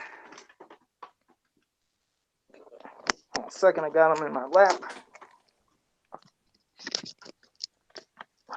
Yeah, I'm not going to take the box out of the closet now, but I do have that. And yeah, got him with his Oh, whoops. Man.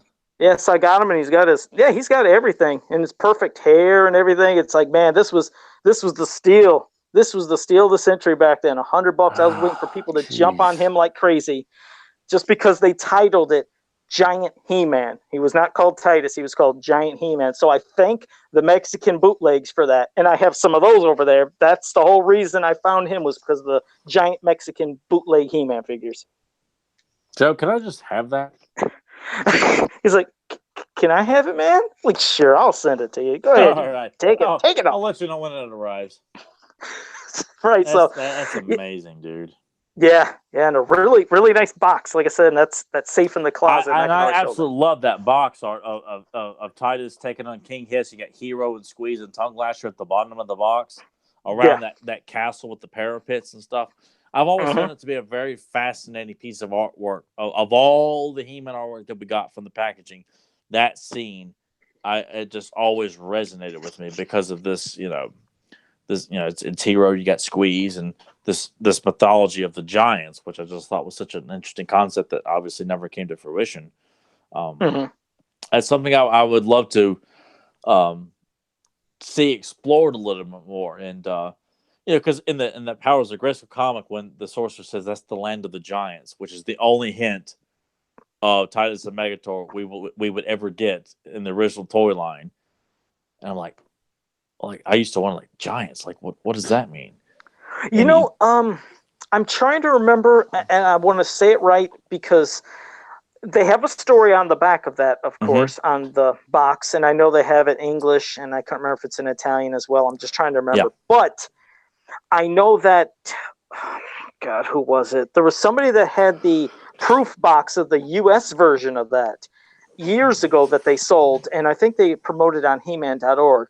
And on the back, they showed the translation, and there was something added that I think was not on that version I have, where I thought they mentioned Mammoth Valley, where everything is 10 times bigger. I mean, I might be wrong. Maybe it's already on there, but I thought they made reference of something on the U.S. box that, of course, we never got, that was not on that translated box. And if somebody can correct me, that's fine. But I know they mentioned something else. There was like some phrase that was different. And it's crazy to see that was planned here. We were gonna, but it just didn't happen because they had the U.S. proof box. And I have read, because when you're digging for that kind of stuff, I was just desperate to look for the box art and know that they would put these little bits of narration on the back of that packaging. So I do remember reading the European release box and thought it was, but I can't remember what was on there. But it just made me feel like it was added a little bit of flavor to what was going to be coming to us in the line. And to see that, and to see that Powers of Grayskull comic throw out so many hints and ideas and thoughts and characters that we were going to get more of, and that's explored in issue 2 and 3, which were just going to be about Hero and Eldor more King Hiss, more dinosaurs. We probably would have got to see Gigantosaur probably in that second issue of that mini comic. Oh, yeah. That the Giants, I'm sure the Giants definitely would have shown up in issue 2. And it's hard to say what else would have popped up. Because I've often wondered, that next wave of figures, which I assume was probably meant to be part of the next wave of He-Man figures, not the Powers of Grayskull, but with like Hot Shot / Plasmar, Grasp, Terror, those and like Slammer and the Snake Horror Troopers probably would have been the next wave of basic He-Man figures, and not anything to do with Powers of Grayskull.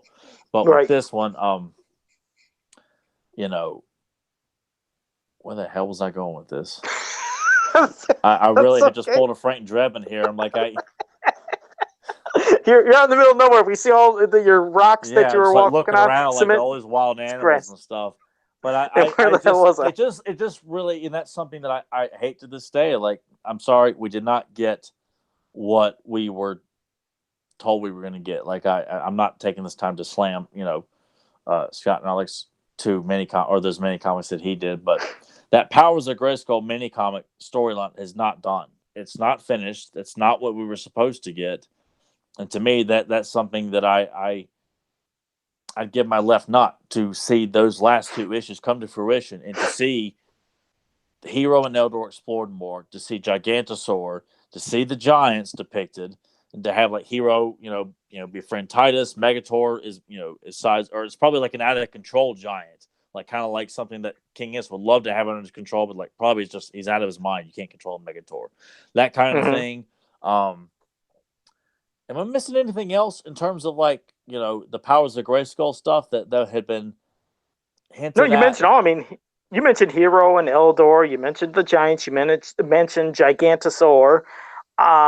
I don't think there was. I know the Power and Honor Foundation had like this concept drawing of what they were going for. It was like the Sorcerer showing He-Man, and there's this massive battle going on with dinosaurs, Snake Men, Hero, and King Hiss. And dinosaurs are eating people are being eaten and killed, and giants are fighting each other. It's like this beautiful battle scene. And I'm like, God, like this is what Mattel was kind of like. This is what we're going for with this new storyline of the past of where He-Man's power comes from, and Castle Grayskull itself, and I mean, like I said, I could only imagine all the extra stuff that we could have got. I did want to say I was right. I brought up 2 pictures that I have. One from the box that I have where it was discussing, it's on the back of Titus's one, and it says, travel back in time and discover the origin of the Powers of Grayskull. Learn how He-Man became so strong, and explore the magical world of Preternia, home of fierce dinosaurs and giants. And then it mentions something about Titus. But then here came what I was talking about, that proof one that was from the United States that they didn't mention. First, they showed Titus's name on the back. It says profile, heroic giant warlord, weapon, body snatcher, origin, Mammoth Valley on Preternia. And everything that I just read about, the most powerful man in the universe, blah, blah, blah. But they had this extra thing where it says the giants come from an incredible place known as Mammoth Valley, where everything is 10 times the normal size. So they did have this extra stuff and things that was exclusive to the United States box that wasn't on the other one. So, damn, what could have been, Tyler? How great would that have been? Mammoth Valley, I mean, for you casual fans that listen to this, like, to hear this kind of stuff, I mean, this is expanding the mythology that we talk about so much. This gives you more food for thought. It makes you wonder, like, Mammoth Valley. Is this where all the giants live? Is this just where the more human-like giants live? Is this where the monstrous giants like Megator live? It just like that's expanding the mythology of He-Man. That's an important part right there. Like, I know to Mattel at the time they're just writing some storyline in their eyes. Just write some bullshit on there, whatever. But to us, it's like, you understand, like this that's another part of the mythology that is yet to be explored. It's a thought, and it's one of those things that it gets you excited about, like, what could have been, and it just bothers me that it's just to have so much potential. And Joe, if we had a nickel for every time you and I have sat and talked about this idea of the Powers of Grayskull, what we didn't get, what could have been, I mean, just sitting down and focusing on all these like small little bits of information like this. I mean, there's so much to explore, stories How to be about told. that? How about that? Something me and you could try to do one time. Write our stories and our visions of maybe the expansion, what could have been for the issue 2 and 3, what we could have thought of, especially going off of this information and other things. I mean, I started to, that's something I have often wondered about for years, and that's something that we didn't get it from Mattel at the time, and I don't know if we'll ever get it, and that's why I feel like it's going to be up to fans like you and I to like, all right, this is kind of what we think would have I feel like issue 2 would have started out with He-Man and the Sorceress in Castle Grayskull, and she's kind of telling him the legend of Hero, and then you're off and running, and you're telling the story of Gray, as a young apprentice, befriends Eldor, teaches him the ways of being a great warrior and a great sorcerer, and taking on King Hiss in their first battle together, the introduction of the giants, and befriending the dinosaurs. Which ones are more friendlier, because I mentioned Gigantosaurus can be a heroic dinosaur, of course. And here's another thing, too. I'll throw this one at you.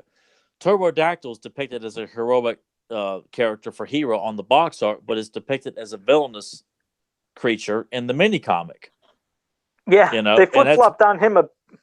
It didn't even King Randor. I remember that one William George poster. He's flying Turbodactyl. He's flying so on it's like, it.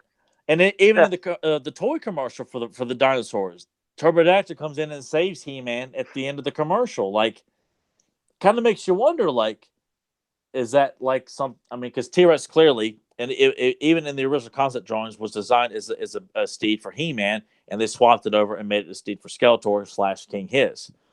So with this, what's the concept? Was Turbodactyl always meant to be something for He-Man to ride along with Bionatops? Because it just leaves like one dinosaur for the villains to ride. So I'm like, Gigantosaur is going to be for the heroes to ride also. Like one dinosaur, of course, it's the T-Rex.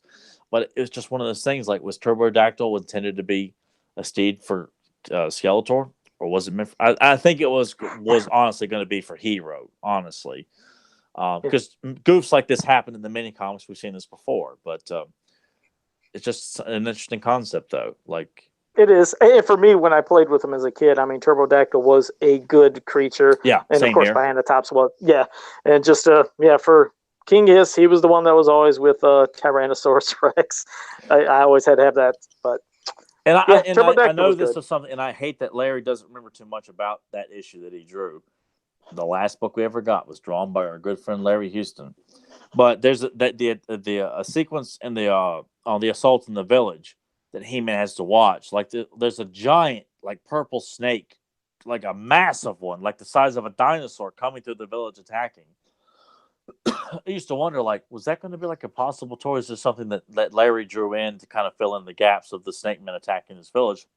Having a prehistoric snake the size of a dinosaur running around at the bed of the snake man, like, that's an interesting concept too. A giant boa constrictor or something like that. Yeah. Yeah, I mean, it's something completely different. But if you remember in the vintage Masters of the Universe magazines, remember there was that when they were showing other concept like vehicles in that one part, and there was like some kind of robotic snake that wasn't Cobra Khan on it or something. Cobra Khan was riding in the mouth of it. Yeah. Yeah.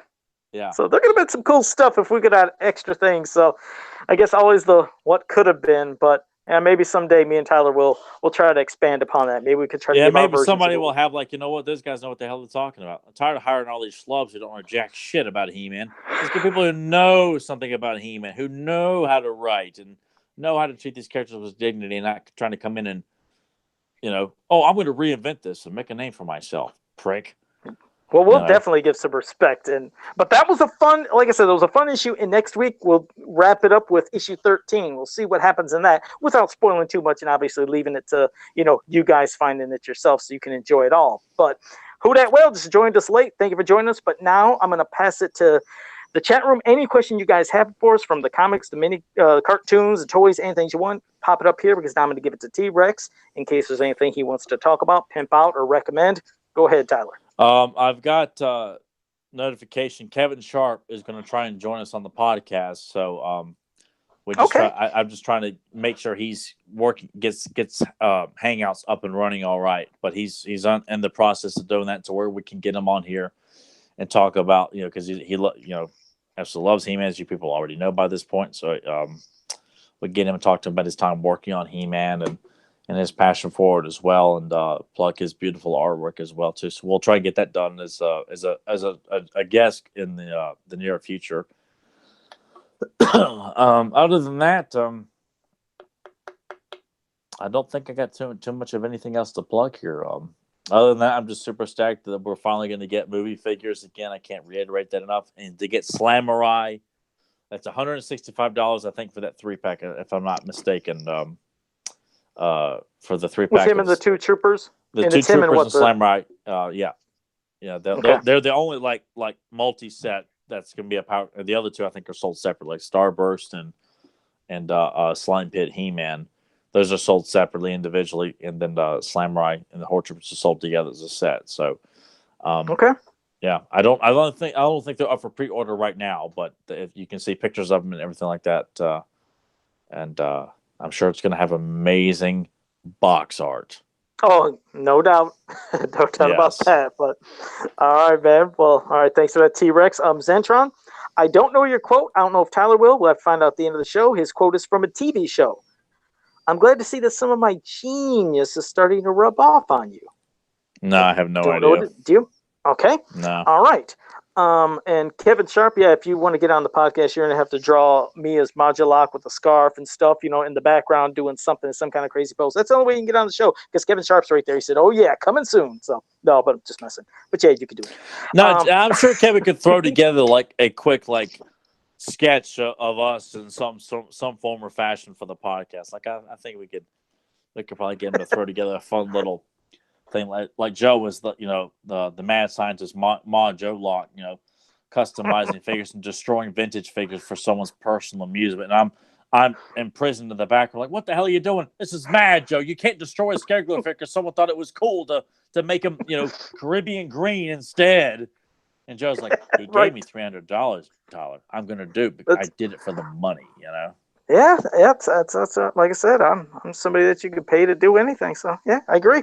Sportimus says, what is the one figure or figures you are most excited about in Masters of the Universe form from Super 7 revealed so far? Oh, no doubt. I mean, Sportimus, it's the movie figures. For me, if I was just to pick one, I'm gonna say God Skeletor, because I mean both Skeletors look great. So does He-Man, but damn, that God one look good. But what about you, T-Rex? Just the black cloak Skeletor. That's my favorite, hands down, by far. Yeah. Yeah, damn. Those can be awesome. So thanks for that, Sportimus. Let's see. Sportimus says you 3 should always be friends, man. Seriously? Oh yeah, no doubt, Sportimus. Always will be. No, it's just for the show. Just for the all act. I don't know about you guys, but when we're done with this, I'm cutting ties with these guys. All done? Okay. Until Nathan's like, hey, is this worth anything? Then he'll come hit me up. Yeah, I need Joe to give me some shit on my video game playing. Hey, Joe, do that, because he is bad. I mean, Nathan really is bad. But Sportimus, I'm sorry, Fedmont said, Tyler, how did you forget the problem with power? He says, Tyler, how'd you forget the problem with power? That was the other time Adam gave up being He-Man in any major media. Wait, what did I miss? Did I read that wrong?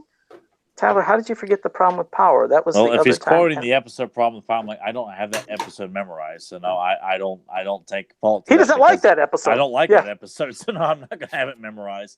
And when he says he's quoting a TV show, I assume he's quoting LA Law or something like that. So I just sorry. Okay.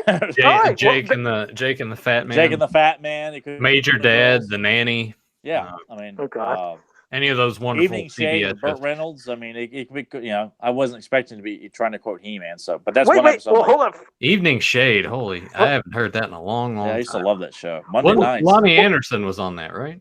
No, Burt Reynolds was. What was the show Lonnie Anderson was on? WKRP in Cincinnati. Yeah. All right. With the teacher from Head of the Class. Okay. Yeah. Quickly, Delva said he's super excited to get that Leech comic, so there goes that. But no, Zentron said it was the New Adventures of He-Man, The Seeds of Resistance. So, that hell was no, the I don't episode. have that memorized. Whew. Wow, I wouldn't have known that. Have you listened to this podcast? You guys know I don't have that show memorized. Like it's getting hard for me to even want to do commentary for that show. So no, I'm, All right. you beat me on that one. Delvis78 said, Joe, you ever? Oh God, I don't want to say this question because I know I'm going to get it from Tyler. He said, Joe, ever done a custom to look like Tyler? Well, Delvis, not yet, no. But I mean, there's one Someone I will has try to done get. one. Someone did do one like Yeah. 4 or 5 years ago. Someone did do one based on Axel's design of me, and it looked really good. I mean, have you ever watched the MTV show The Head from back in the day? That's pretty much what it'd be like. What? Do you know what I'm talking about? Sounds vaguely familiar. I remember it's like he's just got like his head just goes like way. Oh up. yes, Yeah. I remember that. Yeah, There we go. You make a kind custom of you. That's what it would look like. The head. Nah. Remember, it was like the head, Eon Flux, and the Max. Max, yeah. Yeah, and Beavis and Butthead. Beavis and Butthead. Yeah. Liquid television. But no, Joe, I remember Joe like was bombarding. Hey man, I'll make a custom for you. I'm like, hey Joe, can you do it? Like, not now, kid. So it's just like when Joe wanted my money, I didn't have it, and when I was like, Joe, I'd like you to make it. He's like, well, I got to rearrange my sock drawer, and there's a guy who might pay me for a $3,000 custom of, Man at arms and Smurf form. Yeah, and it's just really important that I don't have time to make something like that. I really don't. I know I was bullshitting you 3 months ago, like, hey Tyler, I'll do it, man. I'll cut your deal. I'll do it right now. I'm going to club this baby seal unless you buy this custom from me, Tyler. I'm right there with Joe. Like, I was putting the shelf together, and I was just like so lazy about it. I would just sit there. I'm like, man, I don't want to do this anymore. Like, if I'm getting paid to do something, I am your man. But if I'm not getting paid and I have to just like do something, whatever it is that requires like putting a shelf to mow in the yard, I'm just like, I can't do this, but I have to trudge through it anyway. Well, see, I was going to pay Joe, but then Joe's like, I'd rather not try to sculpt a figure, of Axel's design. And you're like, I just don't want to do it. I promise I'll get to that eventually. But Grimbot said, did you? Yeah, I mean, yeah. But Grimbot I have said, a sandbox in Florida to sell to you too, Joe. Right. He said, Grimbot said, did you guys see the live action Sonic movie posters? I think I only seen one, Grimbot. It looks creepy. It's weird where I think you just see the feet or like the view from like him, like he'd be sitting on top of a bridge, but I only seen his feet or something. Is that one of them? Yeah, I saw that, and then people were getting pissed off. Oh, so he's saying that people that don't work out are lame, huh? Like, go to hell, people. Like, I remember it was like, so what? Yeah, a character like that runs that fast would have like strong calf muscles and stuff like that. Oh, well, not only that, but Sonic was always kind of a smartass, so it makes sense. Yeah, people are so damn sensitive about shit anymore. And they're like, you know what? Stop bowing down to all this nonsense. You know what? If you don't want, feel bad about it, get your ass in the gym. I missed all of that. What you're talking about, I think it's because I avoid new news about trailers and things and posters. It was a teaser poster that was released like 3 or 4 months ago, and there was a backlash because it was just his legs. And it was implying that he has strong legs because he runs so fast. So people were like, oh, so he's shaming people because he's got strong legs. Like, God, you people have got sandy vaginas about everything. Wait, are you serious? Like they kind of missed the point about just what the character of Sonic is. Clearly. The video game. It's not that. It's just, people... Wait, I'm confused. Hold on. Real quick, because I'm absolutely confused. But are you saying people really complain because he had strong-looking calves? Yes. But don't they realize that he runs like the speed of, not the speed of light, but you know what I mean? He's super fast. You're but not Joe, he's not your everyday hedgehog, all right? Oh, my God. People find the just holy Jesus. Yeah, you kind of feel like with this mentality, how the hell is it that people enjoy watching superhero movies or reading comics of all these muscular, heroes and villains and beautiful women? Why aren't they saying, oh, they're not repulsive enough or they're not obese enough? No, I can't support Captain America because he's in shape and I'm not, so therefore he's shaming me. So I think we need like a pudgy, dumpy Captain America. Captain Lumpy. Yeah, it's just this mentality of like, what is so wrong with enjoying, do we really want to see Superman with like a big pot belly? I just more think relatable. That people need to stop being serious. It's just comics. It's fantasy. It's fun. Like, enough's enough. No, really. I mean, Joe, we got to make it. We got to make it real. But that's the thing. I can't relate to it if it's unrealistic expectations. Well, think of this. Sonic is not a human being, anyways. Doesn't but matter. But like, are you saying comics? Are you saying I can't be a hedgehog, Joe? I am right. I mean, I guess what I'm confused with is comics, cartoons. It's his hair. I relate to because of Sonic's hair. And if he's but really, strong legs, I can't relate to that. Comics, cartoons, any of these fantasy movies, it's always just been a fun escape. My God, I look at all them guys that, like you said, are super muscular. Never made me think, oh God, I'll never be super muscular. Or is this how everybody looks? It's a damn fantasy. It's just fun. Quit taking shit so literal. I mean, if you want real life, watch your reality shows. But Christ, quit thinking. Yeah. I don't get it. It's like, yeah, we know this is fantasy. It's fun. It's like, quit taking the fun out of everything. Oh my God, that's nuts. I'm glad I don't look at all this shit you guys are talking about because I'd go nuts. It's tough. It's hard not to. Well, Kevin Sharp. Yeah. Kevin Sharp says, favorite artist on the Star comics. Did you like it at all? I don't know if he's asking about all the Star Marvel ones. I enjoyed the art on them. I guess I never paid attention to see how many different artists worked on them. I don't know. I think it was almost like the same artist on a lot of them. But one of my favorite panels was from Snakes Alive, which was the splash page of a snake of King Hiss bursting into snake form attacking Rio Blast, because Rio Blast has a fear of snakes in that book. But I think for the most part, it looked like, I mean, some of them look a little sloppy here and there, like like in the first issue. I mean, like the Horde don't look that good. It's like they're just trying to draw the toys kind of poorly. But those last two issues, the art was really good. Issue number 9, I think, that's got Clamp Champ, Ninja, Blast Attack, Scareglow, Faker. That one looks really good. I can't say the name of the artist though. I honestly can't. Because I'll be honest, I never looked. Yeah. I never looked at the pages where it did mention the artist, but I just known that from the covers to the inside, I enjoyed it all. Unlike sometimes with comics, it's like, hey, that's an amazing cover, and you flip it open, and sometimes the inside art might be shitty. This was, I just remember back in the day, the covers for Star Comics, like most of the covers they're pretty badass. Sometimes the interior work gets a little sloppy. But still good, though. Not to where it detracts to thinking, God, this looks so horrible, I'm not enjoying it. It's still enjoyable. Yeah. But, the covers, usually were more dynamic, colorful, bright, especially on the kind of, the paper, comparing the cover to the inside with that paper, and it's not as glossy or as bright or colorful. But, I enjoyed the inside of the art, too. So I don't think I've ever really hated any of the artists that worked on any of those Star Marvels. But thanks for that, Kevin. I never really thought of it until you just said it. And I feel bad that I never looked, and now I'm going to have to try to see who these artists were. I'm kind of curious, since Kevin's an artist, when he says, these guys suck. I'm just Wouldn't it be something? Because he's waiting for us to build it up. I was not aware of this until recently, that Kevin is not that big a fan of the live action movie. You sure you want him on the podcast then? You sure about this? Well, no. If I bring him on the podcast, I can roast him live. Okay, that'll be good. We can do it Jeff Ross style. That's all right. But I can have him repent for his sins, and he can quote Dragon's Gift 10 times, and I will place my hand upon his forehead. I will forgive him of his sins. You guys shouldn't Joe be doing that, because Joe is like the cult leader of all. Yeah, but there's people want to follow like the life of Burrito. I'm here to encourage and educate the masses up for and remind them that it's foolish to think that way. So we can bring Kevin. Will you forgive him?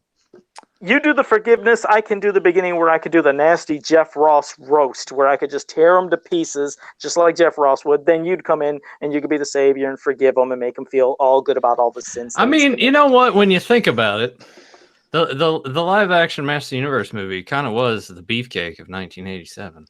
I'm kidding. He's gonna get in his car and come over here. I swear, I feel like a Mortal Kombat fatality happening live here on YouTube. I'm joking. I am joking. I was just saying that to be a dick. Yeah. Hey, look, Beefcake. I put Beefcake prominently right there. I honestly kind of hope he falls off and one of the dogs chews him up. Yeah, was justified why he's wearing a face mask. He fell on his face. Yep. I enjoyed. I like Beefcake. He fell on his face. I like Brutus the Barber Beefcake back then. But before I do wrap it up, I'm going to say one last quote from somebody in the chat room. This is from Curtis Ackerman. This will be fun for Tyler to hear. He said, "The live action movie is awful." So, how original! We never heard that one before. Wait, they strayed too far from the source material. Well, Tyler's there you gonna be. go. I didn't see Orko and Battle There was no transformation. Where was Prince Adam? Where was She-Ra at? Tyler's gonna be like, Curtis, get out of here. You know, He's like, that's it. It's like he's been banned from the chat, from I every. hope that guy is in on the joke and not just one of those guys who's like, well, I thought the movie was lame. And like, okay, you know what? And that's why I would pull like a Three Stooges from like put my grab a hold of his nose and then slap it down. You know what? It for those people that don't particularly enjoy. I know Joe didn't like it at first. Like I was kind of about it for a little while. I came around to it. Joe came around to it. I would say give it some time. Give it a rewatch. Maybe have a few of these or so. No. You don't need any damn alcohol to enjoy the movie. I mean, you don't. Damn. But I'm just saying, like, if it can help you, like, kind of come around to the ideas. Earlier today, because people like to piss and shit all over Stallone movies and Van Damme movies and stuff like that too, because it's so funny. Everyone thinks they're a damn comedian. They're not funny at all.